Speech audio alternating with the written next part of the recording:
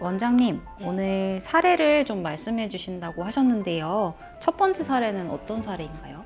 오늘의 첫 번째 사례는 비수술 주걱턱 교정입니다. 흔히들 3급 부정교합이라고 부르는 교정인데요. 아래턱이 앞으로 많이 나오신 분들을 저희가 주걱턱 3급 부정교합이라고 말씀을 드리고, 많이들 상담을 오실 때 제가 수술을 해야 되나요? 수술이 꼭 필요한가요?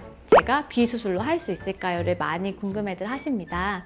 그래서 오늘은 비수술로 했던 교정 한 분, 수술로 진행했던 분 한 분, 이렇게 해서 이 두 분이 어떻게 다른지 보여드리려고 합니다.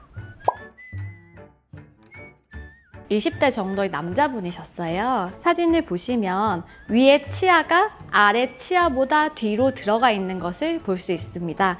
그래서 웃을 때 아래 치아만 보이는 완전한 3급 부정교합의 상태였고요. 오른쪽을 보시면 위에 치아가 아래 치아와 거의 맞닿아 있는 것을 보실 수 있습니다. 사실은 이분은 완전히 끝났다고 하기보다는 조금 더 진행하실 수 있었는데 사정상 그만두시고 타 지역으로 이사를 가셨던 것으로 기억을 해서, 실제로 조금 더 교정을 진행했다고 하면 위아래 치아가 맞물리는 것이 아닌 아래 치아가 뒤로 들어갈 수 있는 정도의 교정이었다고 볼 수 있습니다. 심한 정도는 위턱뼈의 위치, 아래턱뼈의 위치, 위아래 앞니의 각도로 저희가 판단을 하는데요. 위턱뼈의 위치가 상당히 뒤로 들어가 있는 것으로 보아 중등도 이상의 3급 부정교합으로 볼 수 있습니다. 앞니의 경우에는 그나마 본인의 각도를 갖고 있었기 때문에 중등도 정도의 부정교합으로 판단을 하였습니다. 중등도 부정교합이기 때문에 저희가 처음부터 말씀을 드리고 시작을 했어요. 원래는 수술하셔야 되는 케이스이지만 다행스럽게 아래턱이 심하게 튀어나오지 않았고, 그리고 두 번째, 아래 앞니의 뼈의 두께가 두껍기 때문에 아래 앞니를 뒤로 눕혔을 때 큰 부작용이 예상되지 않아 아래 사랑니 두 개를 빼고 아래 치아를 뒤로 미는 비수술 교정을 진행할 수 있겠습니다 라고 말씀을 드렸어요. 아래 앞니의 경우 뒤로 살짝 눕기는 했지만 아주 심하게 눕지는 않아서 비수술 교정이 성공적이었다고 저는 판단하여서 오늘 보여드리게 되었습니다. 이 정도 교정을 하실 때는 저희가 1년 정도 소요를 하였고요. 만약에 조금 더 완벽하게 진행을 하려고 하였다면 1년 반 정도 소요를 해야 될 것 같습니다. 비수술 교정이라고 해서 특별히 비용을 더 받는 것은 아닙니다. 하지만 몇 가지 장치들이 추가되는 경우가 많이 있어요. 우선 3급 부정교합의 경우에는 위턱뼈가 뒤로 꺼지면서 뒤로 꺼지는 것뿐만이 아니라 좌우로도 좁기 때문에 이것을 넓히기 위한 확장기가 들어가고요. 그리고 아래 치아들을 뒤로 밀어야 하기 때문에 아래쪽에 있는 사랑니를 뽑는 보험 비용 정도 대략 10만 원 정도 예상하시면 되시고, 상악 확장기의 경우에는 타입에 따라 다르지만 적으면 30, 많으면 50에서 60 정도의 비용이 들어가시고, 아래 치아를 뒤로 전체적으로 밀기 위해서는 스크류가 2개 정도 필요한데 개당 10에서 15 정도, 2개 정도 들어간다고 보시면 됩니다. 이분은 젊은 여자분이셨고요.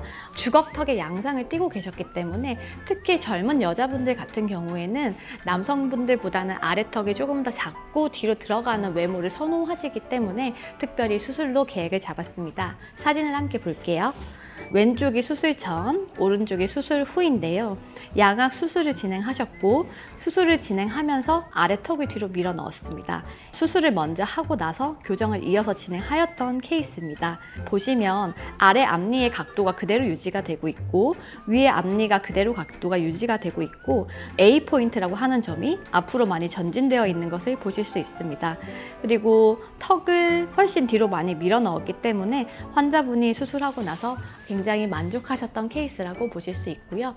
오히려 수술 교정을 하게 되는 경우에는 수술을 먼저 하고 교정 기간이 상당히 더 짧아지는 경우가 많아서 토탈 교정 기간은 1년 정도 소요를 했던 것으로 보입니다. 우선은 가장 중요한 것이 아래 턱이 많이 나와 있을 때 무조건 수술로 저희가 권해드리는 편이고요. 그럼에도 불구하고 비수술을 원하시는 경우에는 저희가 아래 앞니의 각도와 아래 앞니의 뼈 두께를 봅니다. 만약에 아래 앞니가 지나치게 뒤로 이미 넘어져 있는데 아래 뼈까지 얇다고 하면 뒤로 밀 수 있는 양이 상당히 제한적이기 때문에 저희가 그런 경우에는 무조건 수술하셔야 된다, 차라리 건드리지 마시라, 이렇게 말씀을 드리는 편입니다.